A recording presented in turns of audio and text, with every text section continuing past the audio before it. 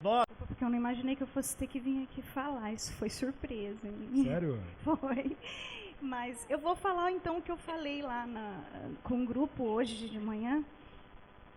Eu sou convertida já desde os 9 anos, me batizei com 9 anos, cresci na igreja, mas precisou 40 anos certinho, para eu entender certas coisas, e eu vim a pedido do meu marido.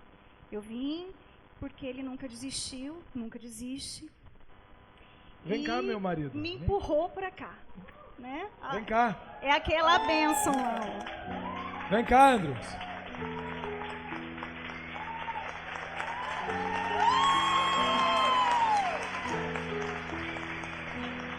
Vai lá com seus pais.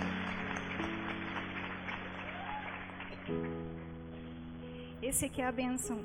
É uma bênção, uma coroa na minha vida. Ele pediu para que eu viesse e eu vim. Eu cresci na igreja e a palavra de Deus, os valores de Deus, os ensinamentos dele, é o que eu tenho. Eu sempre tive, desde a mais tenra idade, mesmo antes de aprender a falar, como a coisa mais preciosa da minha vida. Mas se tornou tão precioso para mim, que eu tive que entender que conhecer com toda a minha mente, com toda a minha alma, não era o suficiente. Precisou 40 anos para eu entender que Deus era suficiente nele mesmo. E foi uma briga de 40 anos. E eu cheguei a me perguntar, nossa, se eu não tivesse crescido na igreja então, né? Precisou 40 anos para eu entender que Deus é suficiente. Que não tem intelecto ou mente, que por mais que a gente tenha que servi-lo com toda a mente, com toda a inteligência, que Deus seja a inteligência, não é suficiente, Ele é suficiente por Ele mesmo. E por mais que a gente busque, por mais que a gente saiba, Ele vai continuar sendo suficiente por Ele mesmo. Precisou eu morrer aqui nessa vida vitoriosa. Eu aprendi, doeu muito.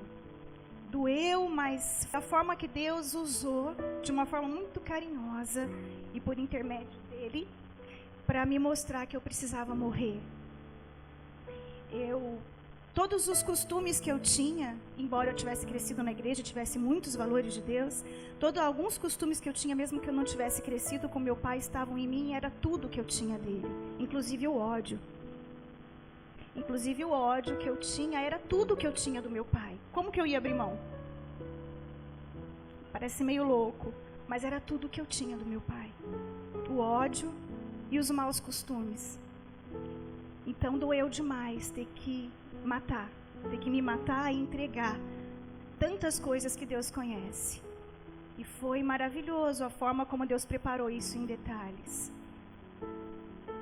Eu acho que de todas as coisas que eu falei à tarde, isso é o mais precioso. Eu aprender e me entregado aqui, tem que ter morrido, de fato. Então eu louvo a Deus, agradeço de todo o coração por eu ter vindo, por Ele ter insistido. E é só um processo, como eles dizem no Vida Vitoriosa, é um início, é um processo para a vida inteira. Mas Deus sabe exatamente como fazer cada coisa e como preparar os nossos corações. Para mim precisou 40 anos. E para finalizar,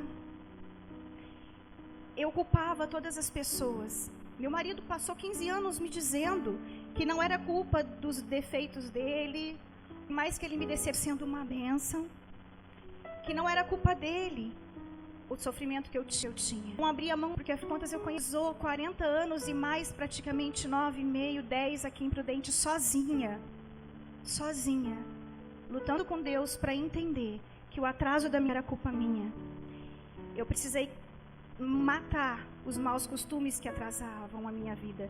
Eu fiz conservatório mais de uma vez, tenho um violino que eu ganhei de um professor que já morreu, que me deu muito antes de me conhecer, porque gostava de me ver tocar. E eu comecei outro conservatório e justamente o que eu condenava meu pai.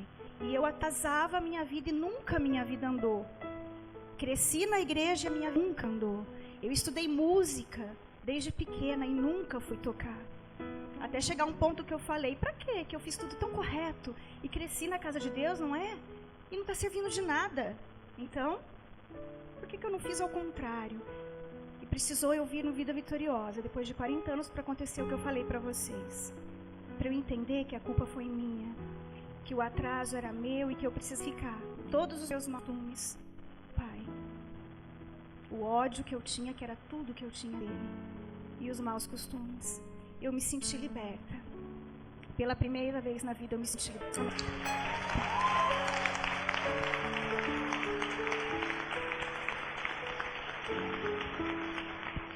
noite, amado. Mãe Juliana. O que é do retiro Vida Vitoriosa, né? É morte, é renovo, é cura. Eu fui curada. Glória a Deus. Agradeço muito por isso. E eu fico muito feliz com isso, porque o Senhor falou comigo no meu silêncio. Não foi aqui, foi na minha casa, no meu quarto, deitada. O Senhor falou comigo. Falou: filha, crê em mim. Não adianta, você não tem o controle de nada. Não adianta, amados, a gente achar que a gente pode controlar a nossa vida. Só Deus pode controlar. E Ele que faz o que Ele quiser de nós. Por isso que nós devemos nos humilhar a Ele, crer na palavra dEle e ser filhos dEle. E deixar tudo na mão dEle. Não adianta a gente achar que a gente está no controle. Deus me curou e eu fico muito feliz. Eu digo que o Retiro Vida Vitoriosa para mim foi a renovação do meu batismo.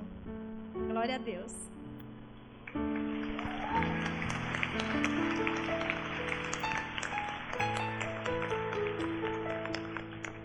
Graça e paz, irmãos. Depois que todo mundo falou assim, fica meio difícil a gente falar, né? Mas cada um tem uma experiência diferente, né?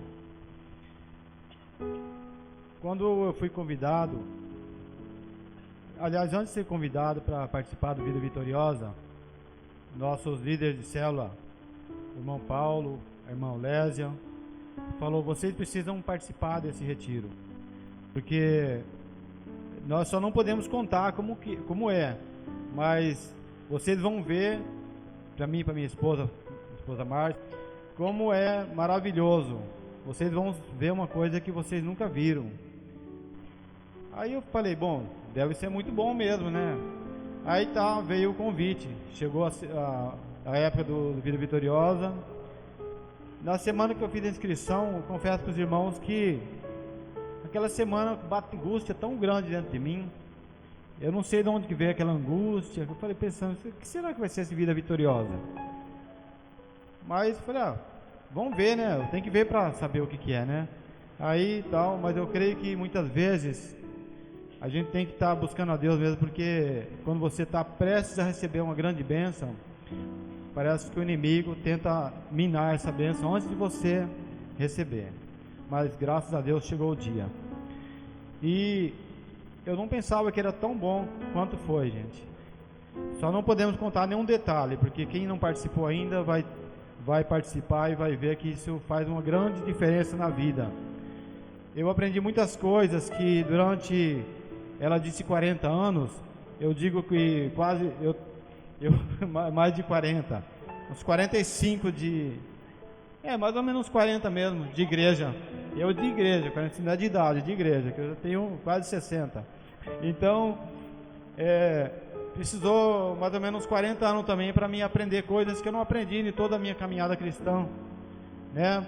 E uma das coisas que mais me marcou nesse Vida Vitoriosa foi reconhecer o sacrifício de Cristo na cruz do Calvário. Hoje, quando nós louvávamos, lembrava: gente, o que Cristo pagou por nós na cruz do Calvário, que nós teríamos que pagar, é incalculável, é um valor incalculável. Então nós temos que valorizar muito isso. O que eu sinto muito é não ter tido a oportunidade de ter feito isso há mais ou menos uns 25 anos atrás, quando a minha filha mais velha era pequenininha. 24 anos. Para eu educar minha família, para mim ter sido um sacerdote do lar com mais autenticidade. Eu tenho procurado ser, mas se eu tivesse conhecido esse Vida Vitoriosa, esse retiro, a esse tempo lá atrás, com certeza a minha vida tinha tomado outro rumo. Eu não tinha perambulado tanto por esse mundo até chegar aqui, né? E também eu digo outra coisa, se eu tivesse conhecido essa igreja há mais ou menos uns 20 anos atrás, também minha vida teria sido outra. Antes do Vida Vitoriosa, essa igreja foi muita bênção para mim. A célula, o companheirismo da igreja, a célula que a gente participa também, gente, é uma coisa fantástica, viu? Não dá para falar tudo, a gente pensa que vai falar tanta coisa, quando chega aqui parece que tudo foge. Só vou dizer para vocês, quem não participou ainda, irmão, não perca a oportunidade. Se você ainda não participou, a primeira Vida Vitoriosa que tiver, a próxima que tiver, faça a sua inscrição e participe, que você não vai se arrepender, viu? É o que eu tenho que dizer, em nome de Jesus. Amém?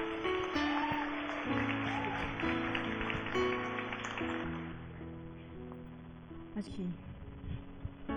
Quando eu fui à tarde para me falar, eu senti que eu fui jogada fora da cadeira para me levantar. E para mim, famosa, antecedente ao retiro, uma luta que eu nesse retiro me tratou de uma forma como nunca aconteceu. Tenho mais ou menos uns 20 anos de conversão. E nunca, eu posso dizer para vocês que nunca aconteceu comigo o que aconteceu aqui hoje, o que aconteceu esse fim de semana. Deus me tratou em áreas onde eu achei que nunca eu ia poder ser tratada. Deus curou feridas que nunca tinham sido curadas. O Senhor colocou a minha vida perante a Ele como nunca foi.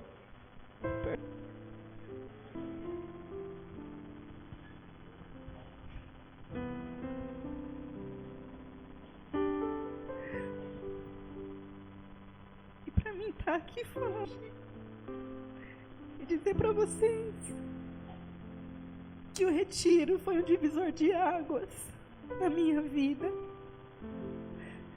que o retiro me trouxe a quem eu fui há algum tempo. O pastor Alessandro me conhece, a pastora Michele,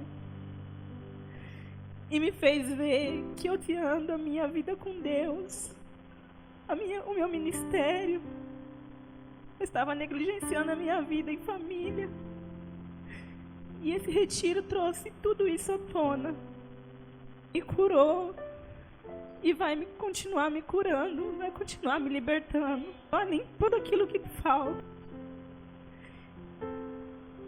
E toda a rejeição que eu senti um dia, aqui foi tirada, em nome de Jesus. Daiane, vem,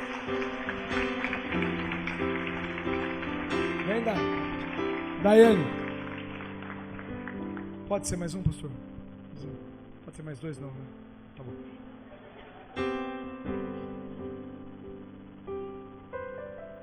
Mas os homens vão achar que é só o grupo da luta.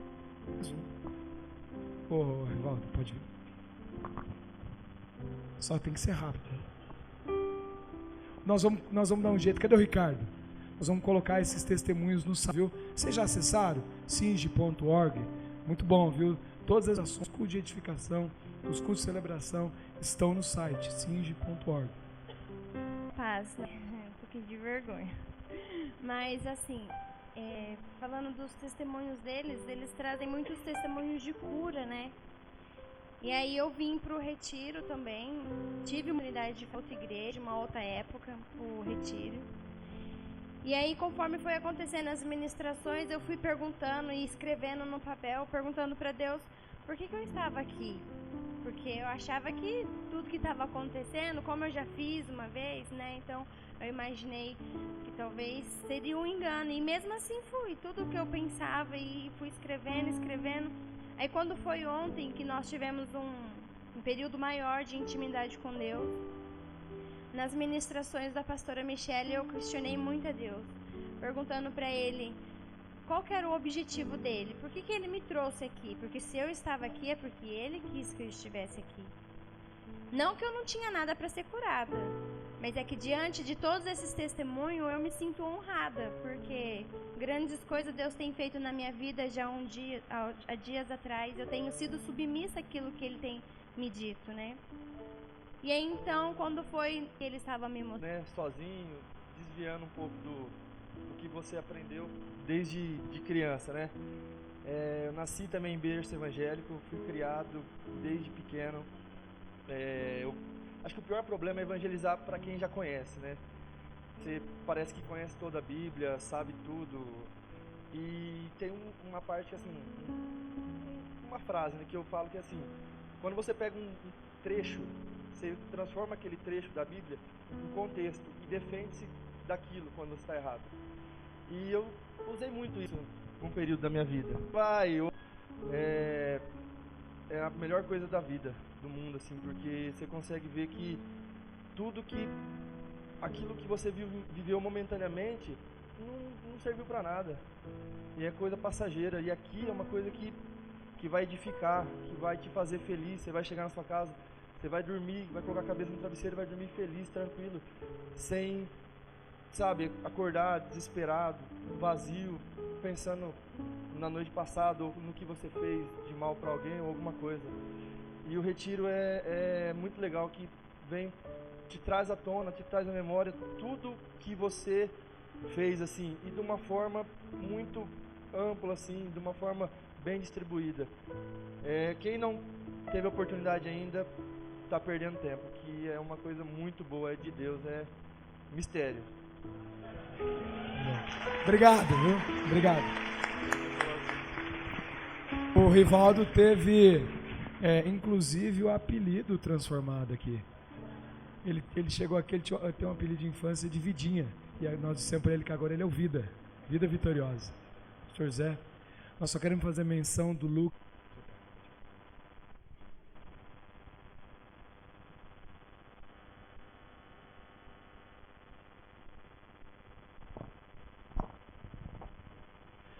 Pai, em nome do Teu Filho Jesus, nós queremos, ó Deus, consagrar esses anéis, porque eles representam uma aliança que eles fizeram, Senhor, diante da sociedade, diante da lei, mas agora eles fazem diante de Ti aqui, Senhor.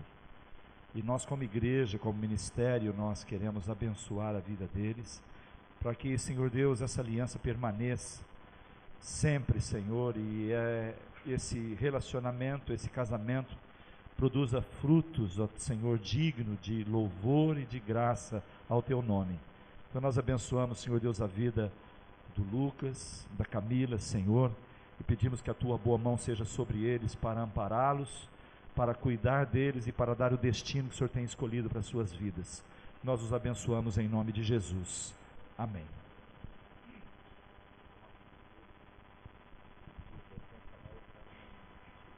Com esse anel eu selo minha aliança contigo.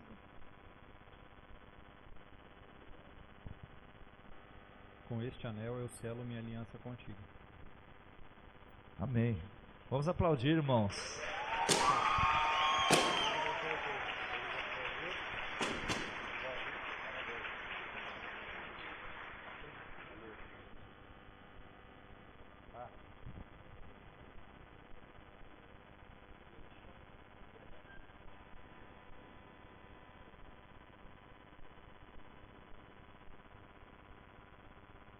Um, dois, três e amém. Glória a Deus. Gostei dessa. Boa noite, igreja. Quantos foram já abençoados, né? Nós praticamente já tivemos aqui uma pregação, né? Porque todos esses testemunhos, eles refletem o poder da palavra de Deus na vida das pessoas. Então, quando nós ouvimos testemunhos de transformação de vidas, como nós ouvimos aqui, nós entendemos que essas vidas foram transformadas não por causa de um retiro, mas por causa do poder da palavra de Deus. Amém? Assim como nossas vidas também foram transformadas pelo poder da palavra. Então nós devemos glorificar a Deus e glorificar a palavra do Senhor, que é tremenda. A Bíblia diz que ela é como uma espada de dois gumes, ela penetra e faz separação da alma e do espírito, das juntas e medulas, não é? E ela faz também separação dos nossos pensamentos, dos nossos sentimentos, ou seja, a palavra de Deus ela é viva, eficaz e ela não volta vazia. Amém? Glória a Deus. Foi cumprimentado aqui os parentes que estão, das pessoas que fizeram o retiro, mas eu gostaria de saber também se nós temos pessoas que estão nos visitando. Tem? Porque é a primeira vez que está aqui, pode dar um aceno com a mão? Nós temos várias pessoas aqui. Então nós queremos dar um abraço em vocês, né, como comunidade. Então, por favor, se coloque em pé, só para você receber um abraço rapidamente. São muito bem-vindos aqui, que Deus os abençoe. Aqueles que ergueram a mão, permaneçam com a mão erguida para o pessoal reconhecer vocês. Ali, é isso. Muito bom.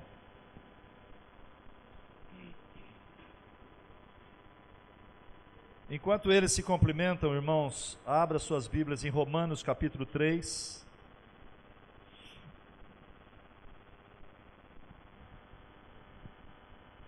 Romanos capítulo 3, verso 23 e 24.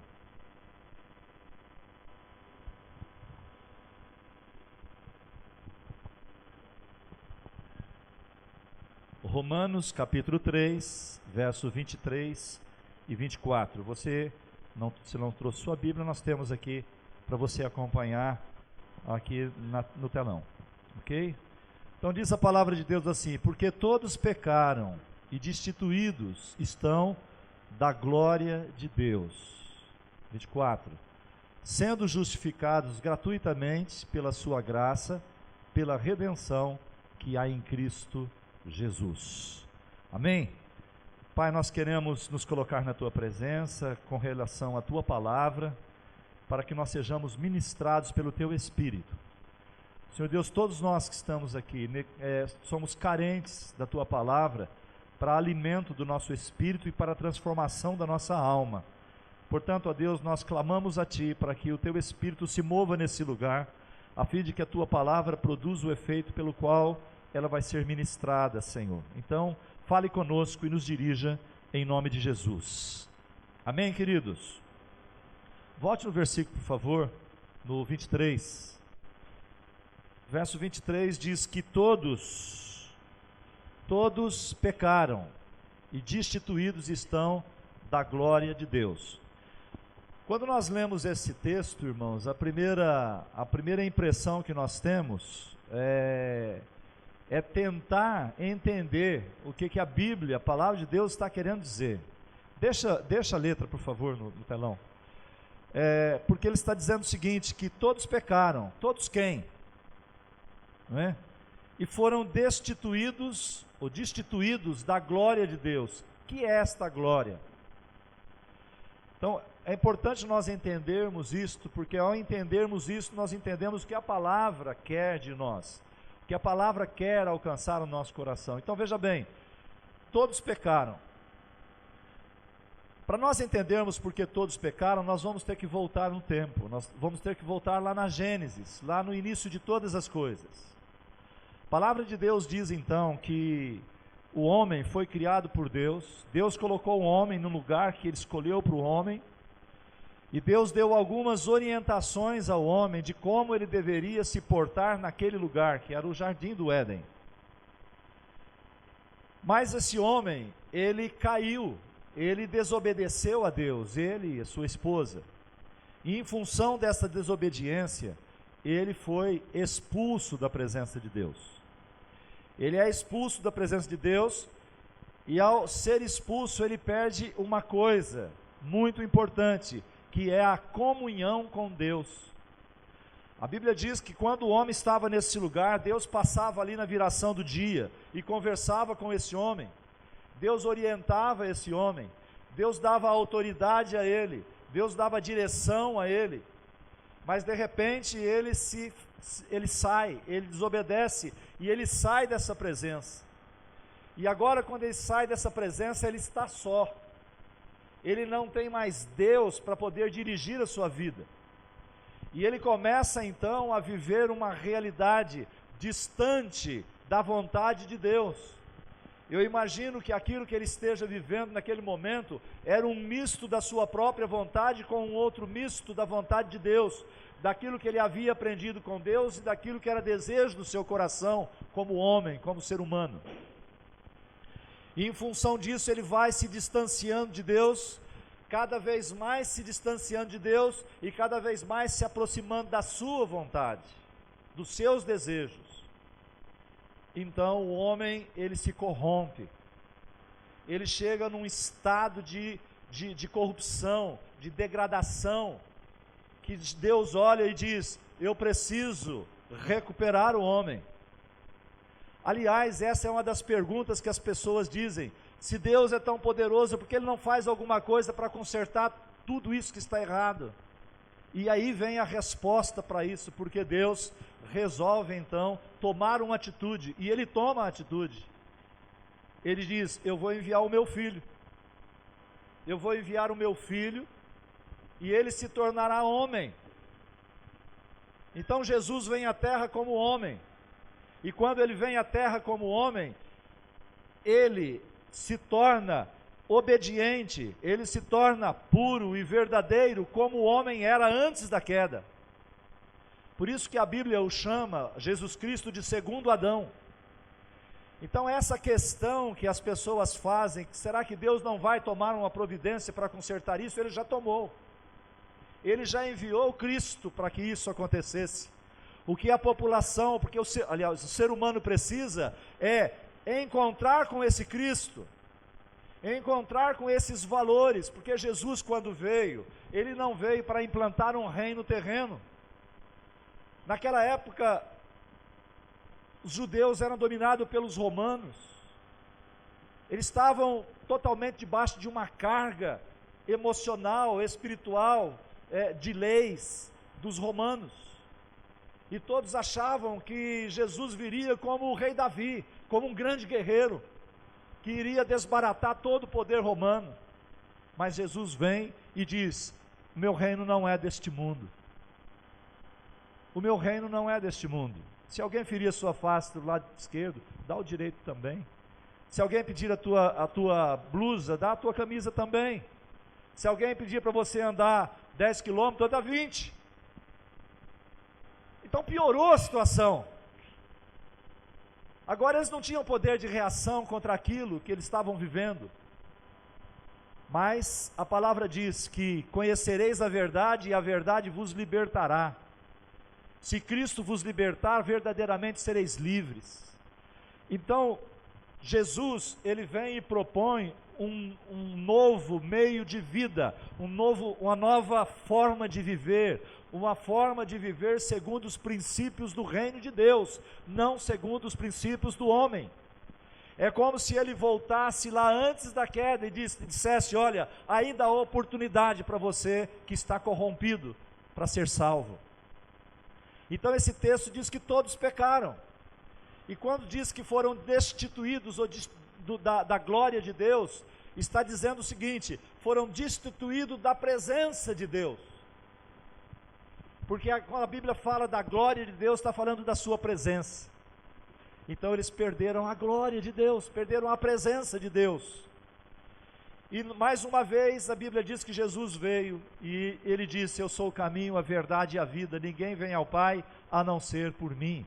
Ele diz então: eu sou a porta da entrada das ovelhas, através de mim, vocês podem voltar a ser aquilo que Deus havia desejado que vocês fossem. Através de mim vocês podem voltar ao Pai. Através de mim, a glória de Deus que vocês foram destituídos é restituída. Então, nós podemos entender que todos nós pecamos e que existe uma maneira de nós voltarmos para Deus, através de Jesus. E isso é o que diz o verso 24. Coloca o 24 para nós. Olha, sendo justificados gratuitamente.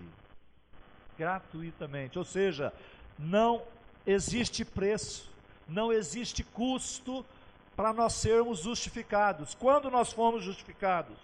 Nós fomos justificados lá na cruz. Jesus foi o último sacrifício.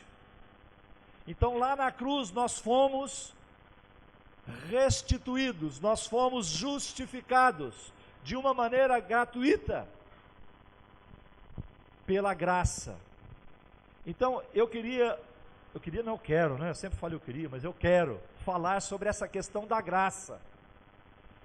Porque é muito falado, isso é de graça. Não você vai não pagar nada, isso é de graça. Não é? Não, irmãos, estou na graça. O que é esse negócio de graça? Será que você entende? Será que nós compreendemos? Tanto nós que estamos no caminho, como aqueles que estão nos visitando. Vocês sabem o que é a graça de Deus? Isso está diretamente ligado, nós compreendermos isto, a entendermos o que Jesus espera de nós e que Deus espera de nós, e como nós podemos nos identificar com essa realidade e obtermos a presença de Deus em nossas vidas, restituir a glória de Deus, sermos redimidos em Cristo Jesus. Então o significado da palavra graça, ela é bem simples, é a bondade, é o favor que vem de Deus, é um favor que nos toca de uma maneira que nós não percebemos, é um benefício, uma dádiva recebida sem nenhum merecimento. Eu sempre ouço que a definição de graça como um favor imerecido. Então quando alguém faz alguma coisa que você não merece, mas ele assim mesmo faz, aquilo ali é um favor imerecido, é uma graça que se está recebendo. Então o termo graça na Bíblia, ele envolve outros temas. Então para nós entendermos o que é a graça de Deus, nós temos que estudar sobre o amor de Deus, nós temos que estudar sobre o perdão, nós temos que estudar sobre a bondade, sobre a misericórdia de Deus. Nós não temos tempo para fazer isso daqui. Nós poderíamos falar de cada item desse numa reunião, mas eu escolhi um ponto só da graça para que nós pudéssemos conversar nessa noite, meditar nessa noite. Eu escolhi a palavra salvação. Salvação tem tudo a ver com graça, apesar de ser um tema muito amplo. E eu quero te lembrar nessa noite que a graça de Deus nunca vai te abandonar. Nunca vai te abandonar. A graça de Deus não nos abandona. Pessoas podem te abandonar. Você pode se sentir sozinho muitas vezes, mas a graça, a presença de Deus, né? Ou seja, Deus nunca vai desistir de você. Você pode dizer isso para o teu irmão? Deus nunca vai desistir de você. Eu quero nessa noite então falar dos benefícios que pode chegar até nós, ou seja, como que nós podemos acessar por meio da graça de Deus os benefícios que Ele tem para as nossas vidas. Esse benefício, salvação, talvez seja o mais importante de todos. Veja o que o apóstolo Paulo fala lá em Efésios capítulo 2, versos 7 e 8. Ele está falando a respeito de nós. Esse capítulo 2 de Efésios é um texto áureo, é um texto que todos nós deveríamos saber de cor. Porque esse texto começa lá, nós não vamos ler, mas ele começa lá dizendo que nós estávamos mortos nos nossos delitos e pecados. Ou seja, nós estávamos distantes de Deus. Mas Deus, pela sua graça, pela sua misericórdia, Ele nos vivificou. Ou seja, nós que estávamos mortos recebemos vida. Não é? E chega esse momento, então ele está dizendo, para mostrar tudo aquilo que Deus fez por nós, para mostrar nos séculos vindouros, talvez neste século, neste momento para nós, as abundantes riquezas da sua graça, do seu favor imerecido, pela sua benignidade para conosco em Cristo Jesus. E o verso 8, o que diz?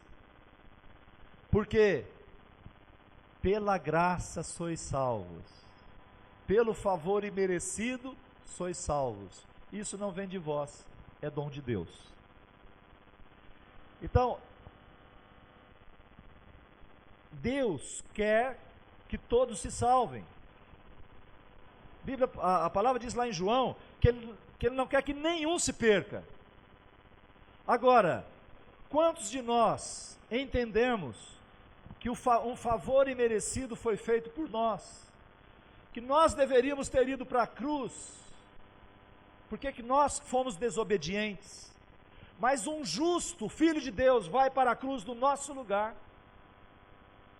É um favor imerecido, e porque Ele foi no nosso lugar, e se nós cremos nisso, então nós somos salvos, Então, pela graça sois salvos por meio da fé. Agora, nós falamos muito aqui nesses dias sobre isso, nós não vimos Cristo, nós não vimos Ele ser crucificado, nós não vimos Ele ressuscitar, mas pela fé, que é um dom de Deus, que Deus colocou dentro de nós, nós cremos, e isso é real para nós. Isso é real para a sua vida? Por que, irmãos, que é real para a nossa vida? Porque nós acreditamos, porque nós interagimos com Ele, porque nós aceitamos o que Ele fez por nós. Muitas pessoas, talvez a maioria das pessoas, não conseguem entender como essa graça funciona. Como que pode ser isso? Por exemplo, se nós sairmos daqui nas ruas de Presidente Prudente, e nós saímos para conversar com as pessoas na rua, e nós perguntarmos para as pessoas assim, você acredita que se você morrer hoje, você vai estar na presença de Deus? Na rua, faça essa pergunta para as pessoas. A maioria das pessoas vão dizer, eu acredito, com certeza. Aí você diz para ela assim, por que que você acredita? Ela vai dizer, porque eu sou uma pessoa muito boa. Sim ou não? Porque eu sou uma pessoa muito boa. Elas vão falar assim, olha, quando eu começo a assistir a televisão em casa e eu vejo aquela violência, eu vejo aquelas mortes, eu vejo aqueles negócios, e eu me avaliando, vendo essas pessoas e comparado com elas, eu sou muito bom. Olha, eu sou quase perfeito, não é? Eu vou à igreja aos domingos. Eu me confesso, eu não bebo muito, só socialmente. Eu não sou violento, eu não falo mal de ninguém, só às vezes. Não é? Eu procuro fazer o bem. Ou seja, essas são as respostas que as pessoas dão. Eu faço obra de caridade. Eu dou esmola lá para os lares dos velhinhos. Eu adotei algumas pessoas pobres que eu ajudo. Eu sou um voluntário. Eu estou acima da média com as duas outras pessoas. Amados, todas essas coisas são importantes. Todas essas coisas são importantes e essas obras, elas são importantes, mas elas precisam fazer diferença na nossa vida, sim, nós precisamos porque nós somos sal e luz da terra, mas não são as obras que garantem o lugar nos céus. Alô? Não são as obras que que nos salvam. Aliás, nós praticamos boas obras porque somos salvos. Nós não devemos buscar as boas obras para sermos salvos. É o inverso, não é? Então eu quero dizer para você, Deus sempre amou e Deus sempre vai amar você. Nossa, glória a Deus, melhorou, não é? Quer você seja um bom filho ou um filho rebelde, Deus vai continuar te amando da mesma forma. O amor de Deus não muda. Agora, os valores dele mudam. O fato de você ser rebelde, ser um filho rebelde não muda, ele continua te amando, esperando que você mude o seu coração para que a graça dele te alcance. Essa é a diferença. Então o amor de Deus, ele nunca vai ser menor por você, porque você errou. Enfim, nós não conseguimos conquistar a salvação que nós estamos vendo aqui com base em obras, com base em comportamento. Então veja bem, se você sair daqui de Prudente para não se contaminar com o mundo, você fala, eu vou lá para um sítio, lá no meio do mato, vou ficar lá no meio do mato, lugar onde eu não vou ver televisão, eu não vou me comunicar com outras pessoas para que eu não peque, um lugar onde vou me tornar mais justo, nada vai me abalar nesse lugar. Mas assim, mesmo assim, irmãos, você é isolado, você pode pecar por pensamentos e por desejos impuros. Ou seja, irmãos, nós somos pecadores. E existem duas classes de pecadores no mundo: pecadores perdoados por Deus e pecadores não perdoados. Os perdoados porque não encontraram a Cristo. Porque não encontraram a Cristo, ou se encontraram um Cristo histórico somente, não se identificaram com Ele na sua morte, na sua ressurreição. Você pode estar isolado no lugar sem conviver com ninguém, mas o teu coração, os teus sentimentos, às vezes vão aflorar. Você vai lembrar de uma pessoa que te magoou, que te feriu, você vai sentir ódio. Então, amados, não dá para nós dizermos nós somos perfeitos. Por isso que a Bíblia diz que se nós confessarmos os nossos pecados, Ele é fiel e justo para nos perdoar os pecados e nos purificar de toda injustiça. Pecado é errar o alvo. E não é porque nós entregamos nossa vida para Jesus que nós não vamos errar. Podemos errar, mas nós devemos tão rapidamente como nós erramos, tão rapidamente nós venhamos a arrepender também. E ao arrependimento vem a cura e a libertação. É isso que a Bíblia chama de pecado, da natureza pecaminosa, essa natureza que nos separa de Deus. Então essa natureza que nós temos, que ainda é a natureza adâmica, do homem caído, ela criou um abismo entre nós e Deus. Nós fomos destituídos da glória de Deus, da presença de Deus. Então, amados, nós precisamos entender que aquilo que a Bíblia chama de pecado, de natureza pecaminosa, não é?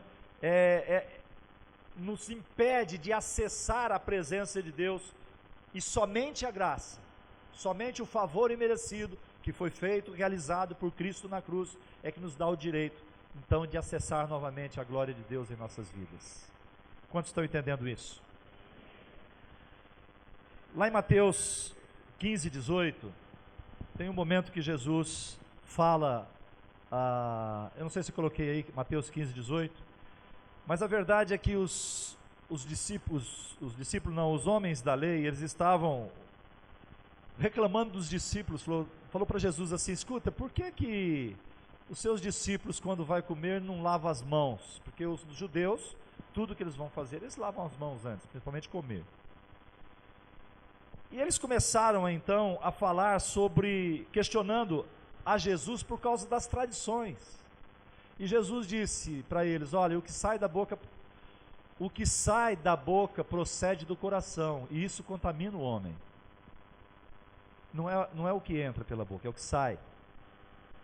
Jesus estava querendo dizer o seguinte: vocês estão preocupados com essas tradições, mas vocês não cumprem aquilo que vocês pregam, não é?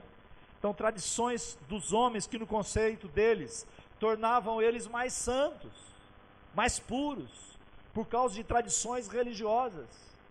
Eu quero dizer para você, meu querido, minha querida, tradição religiosa. Nós acabamos de ouvir um testemunho aqui de uma irmã, 40 anos, sofrendo, até que ela teve um encontro. Eu posso dizer, Priscila, que você teve um encontro real com Cristo. Você compreendeu, o Espírito Santo veio e tocou. Então não importa se estamos dentro de uma igreja ou não, nós muitas vezes somos frequentadores de igreja, mas nós não temos uma experiência viva com o Mestre, com aquele que morreu na cruz por nós. Então, amados, nós não entendemos o valor da graça para a salvação. Nós não conseguimos entender a graça de Deus, e se nós não compreendermos algumas verdades na Bíblia, e tem muitas, não é?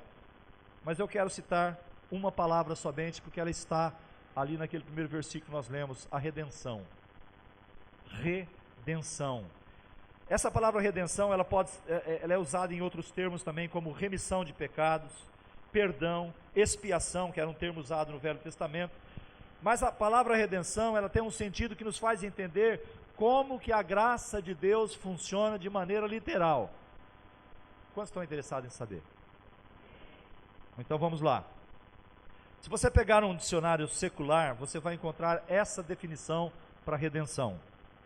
É um recurso ou um pagamento capaz de livrar ou salvar alguém de uma dívida humanamente impossível de se pagar. Dicionário não bíblico, dicionário secular. Um pagamento capaz de livrar ou salvar alguém de uma dívida humanamente impossível de se pagar. Vou dar um exemplo aqui, um exemplo simples, mas que muitas vezes as pessoas se enrolam com isso. A pessoa entra no limite do cheque especial. Vou aproveitar para dar um ensinamento para vocês. Aí ela entra, bom, já está o limite do cheque especial. O juro é baratinho, né, Luiz? Um pouquinho coisa, não é? Aí ela vai e paga o cheque especial, o limite dela, com cartão de crédito.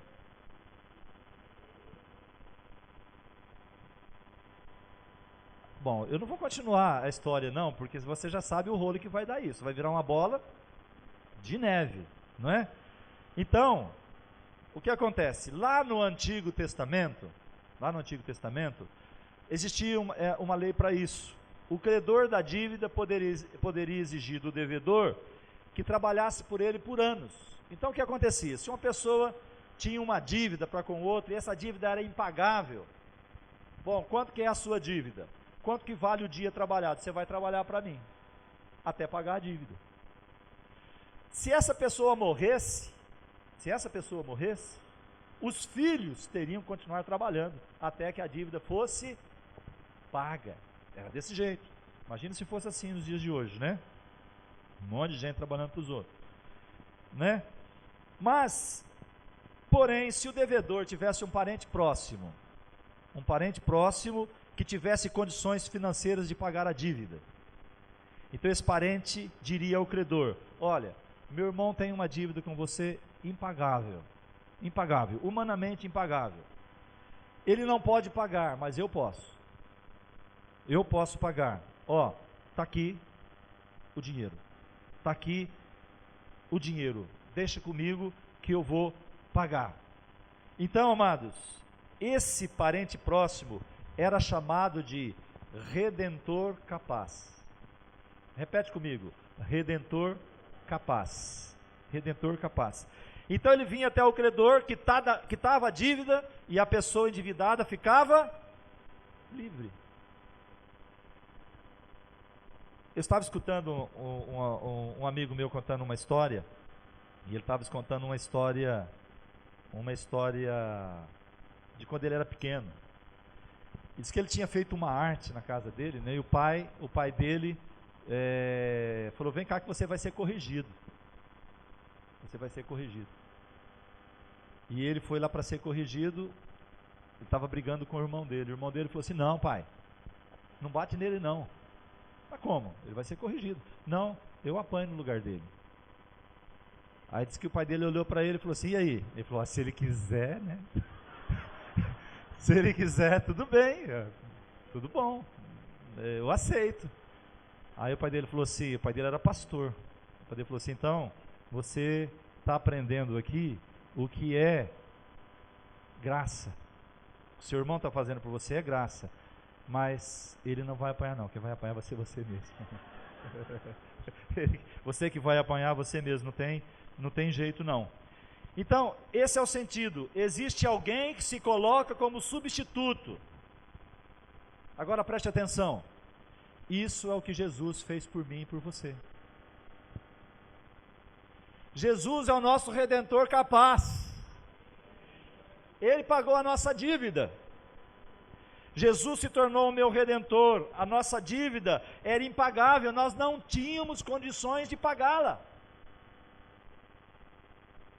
Mas Jesus, o nosso redentor capaz, ele compareceu diante do credor e disse: eu pago a dívida, eu pago. Então a Bíblia nos mostra que Jesus, o Filho de Deus, ele pagou um alto preço pela nossa redenção, tornando-se ele mesmo o nosso redentor capaz. Vamos repetir isso juntos? Porque é bom que o mundo espiritual escute isso da igreja. Diga assim: a Bíblia nos mostra que Jesus, o Filho de Deus, pagou um alto preço pela nossa redenção, tornando-se ele mesmo o nosso redentor capaz. Vamos aplaudir o Senhor? Glória a Deus! Aleluia!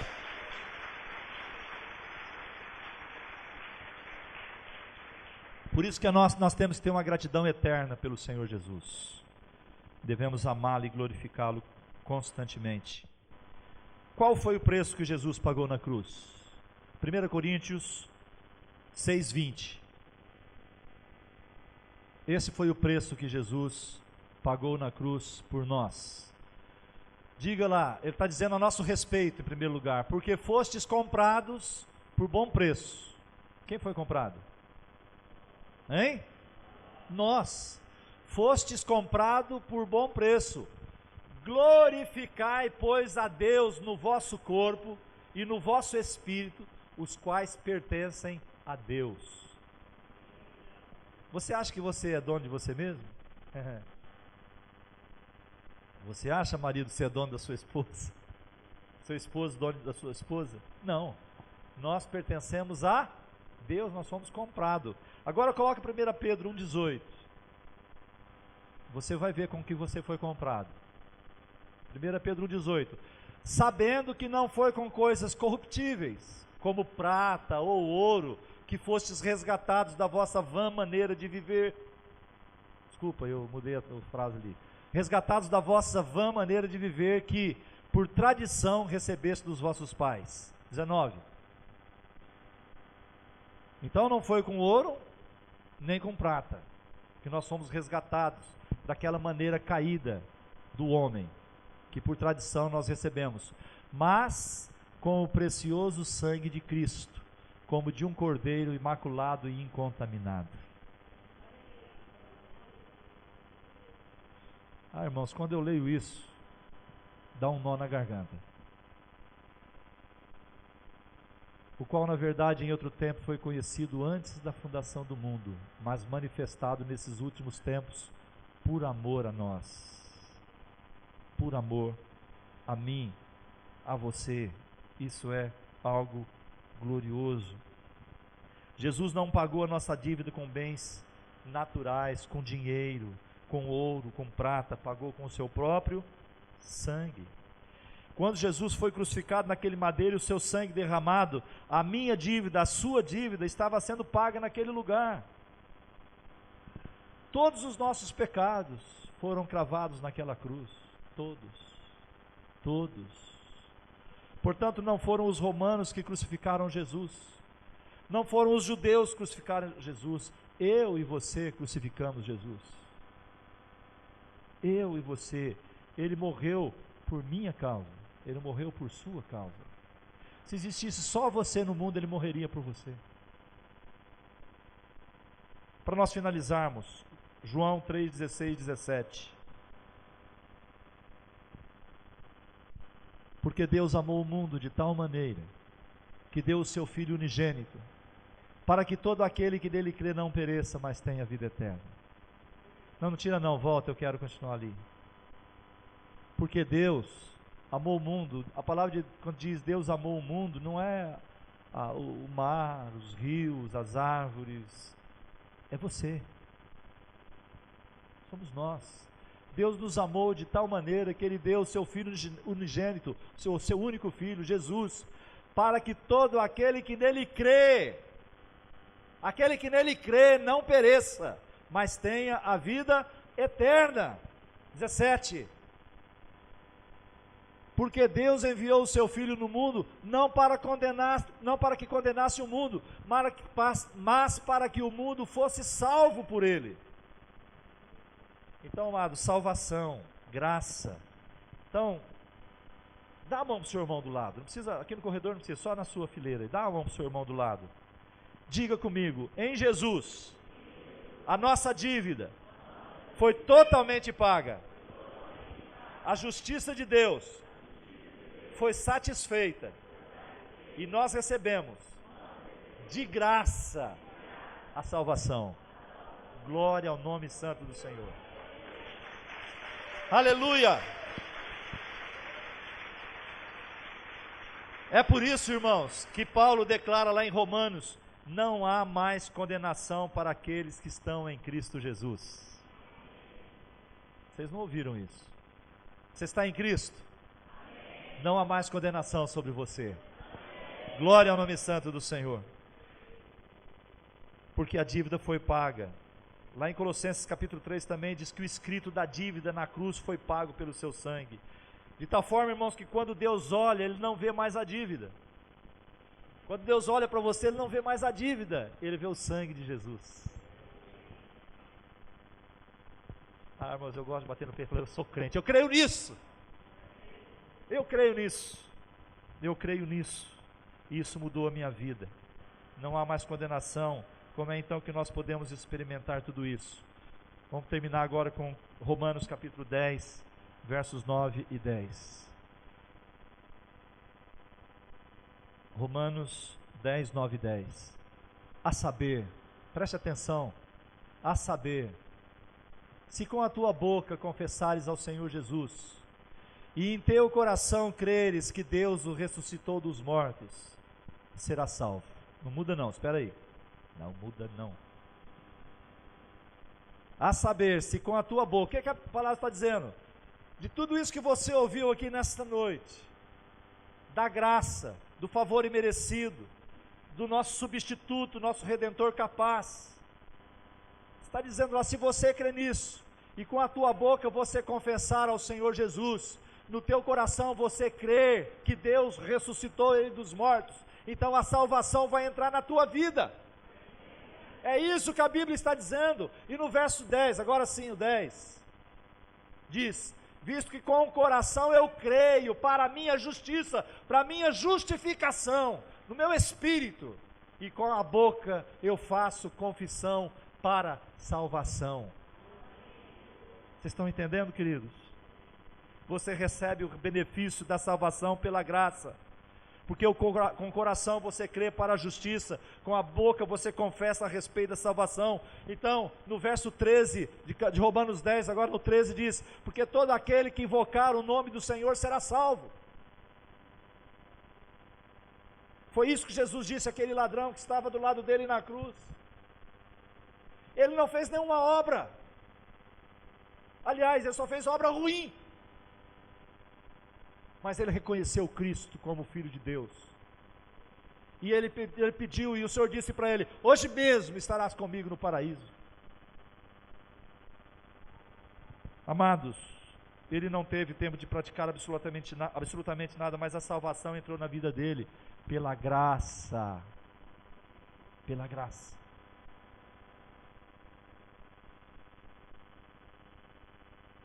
Amados, se nós formos aqui nessa penitenciária de Montalvão, quem que nós vamos encontrar? Pessoas que fizeram coisas terríveis ali. Sim ou não? Mas se nós tivéssemos nascido onde eles nasceram, vivido onde eles viveram, sofrido o que eles sofreram, sendo abusado do jeito que a maioria foi abusada, com os pais que eles tiveram, se tiveram, se nós tivéssemos no lugar deles, será que nós não poderíamos ter feito coisas piores?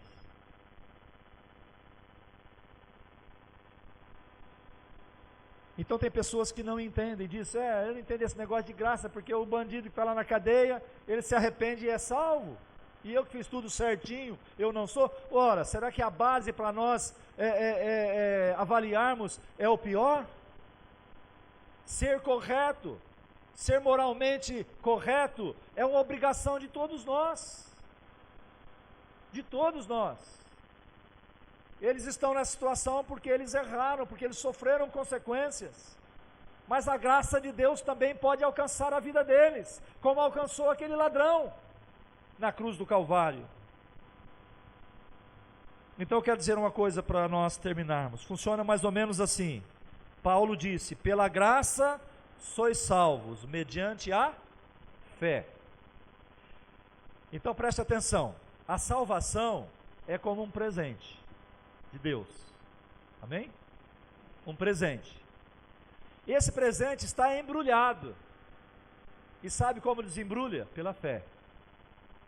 A fé é a maneira como você usa para desembrulhar esse pacote, não é? Então veja bem, se você não exerce a fé, você não recebe aquela bênção. E o acesso é pela declaração da palavra. Então, através da confissão, você recebe, você abre, você declara e a salvação entra no teu coração. Então, se eu perguntasse para vocês, você crê em Deus? Se você morresse hoje, você estaria na presença de Deus? E isto se daria porque você é bom ou porque Jesus morreu na cruz por você? Porque nós não somos bons. Nós não somos. Existe uma natureza, irmãos, caída dentro de nós. Precisa ser trabalhada. Você pega uma criancinha, né, um bebezinho, coisa meio linda, gostosa de pegar assim, fala, isso daqui, né, nasceu, peguei no colo, que coisa linda. De repente, começa a manifestar uma natureza, não é? Não é assim?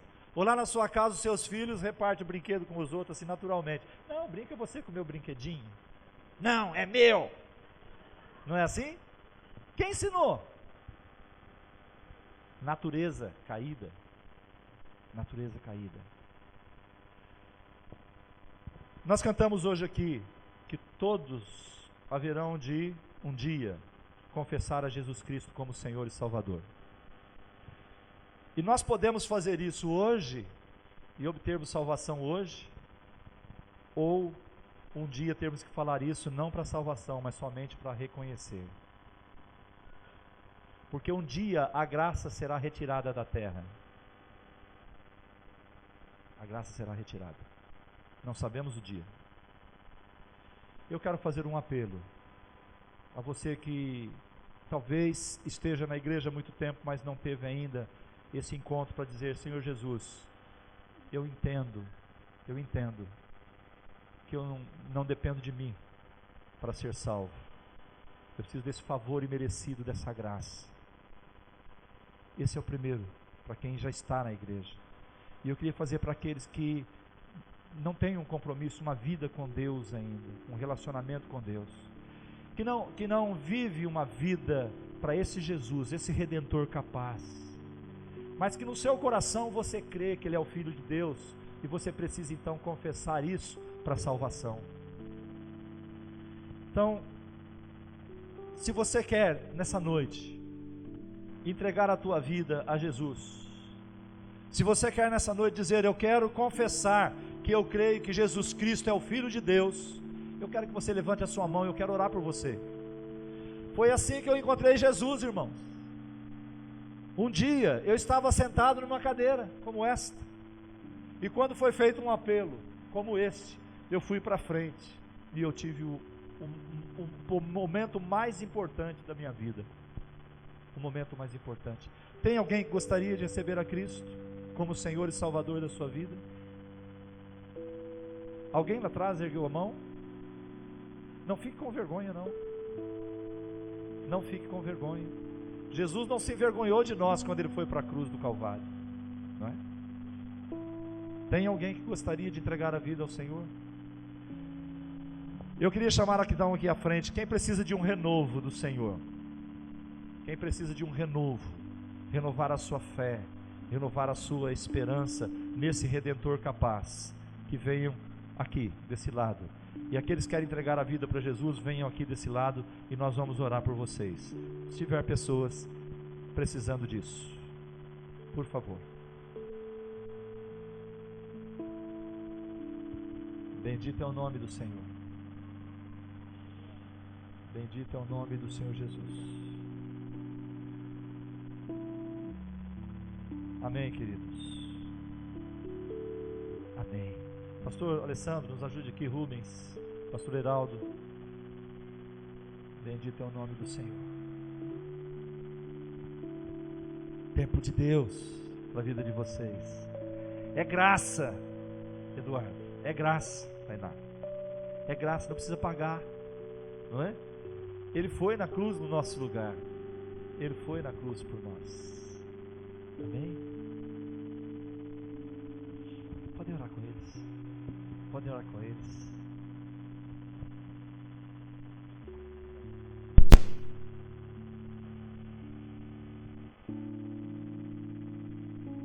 Aleluia. Como é que é o seu nome, querida? Odete. Desceu? Assim, Amanda, querida. Mão gelada, minha mão gelada. A senhora crê no Senhor Jesus Cristo? Crê que Ele morreu na cruz pelos seus pecados? Você crê nisso, Amanda? Crê nisso? Então estende a sua mão assim, as duas. Repete essa oração comigo. Diga assim: Senhor Deus, eu creio que Jesus Cristo é o Teu Filho e que Ele veio à terra como homem e morreu na cruz pelos meus pecados. Eu creio que Ele ressuscitou e Ele está à Tua destra, porque eu creio nisto. Nesta hora eu me arrependo dos meus pecados e eu declaro que eu quero viver uma nova vida dirigida pelo Espírito Santo de Deus. Portanto, eu declaro com a minha boca aquilo que eu creio com o meu coração, que Jesus Cristo é o teu Filho e que Ele morreu na cruz por mim, e eu entrego a minha vida a Ti, ó Deus, para todo sempre. Amém. Amém, querido? Poderia vir alguns jovens aqui, por favor? Deus te abençoe, viu?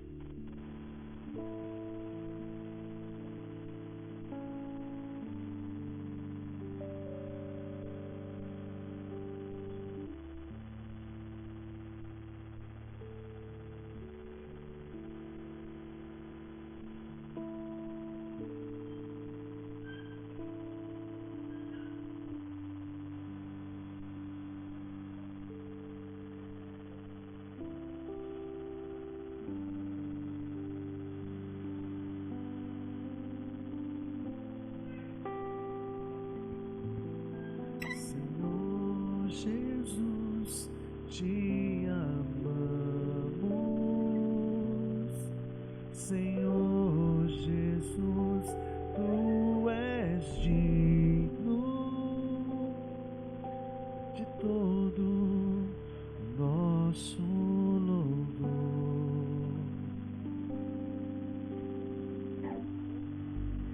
Só tu és santo, Senhor Jesus, tu és santo, Senhor Jesus, te amamos, tu és tudo em nós, te damos graças, pronto à morte, graças pela cruz, graças por seu sangue, perdão, pelo teu perdão, te damos graças por tua vida, graça pelo amor, graça pelo teu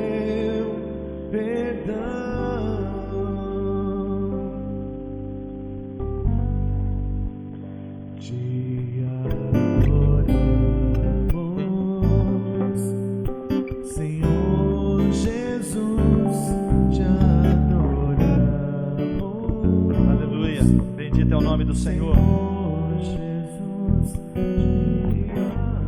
Vamos colocar em pé, queridos.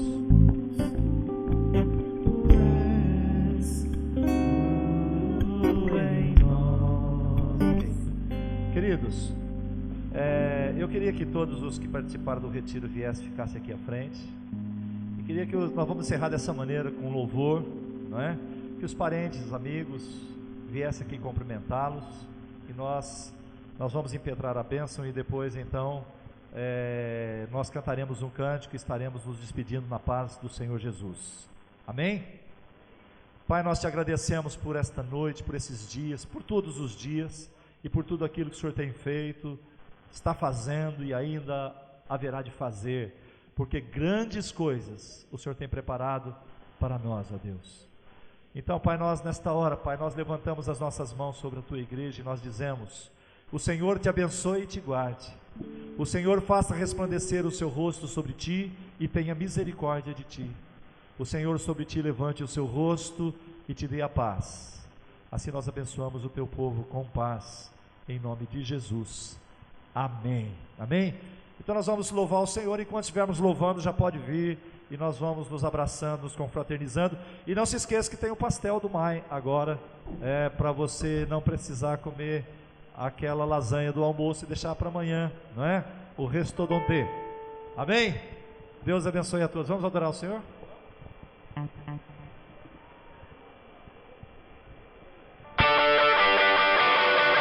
Sou livre!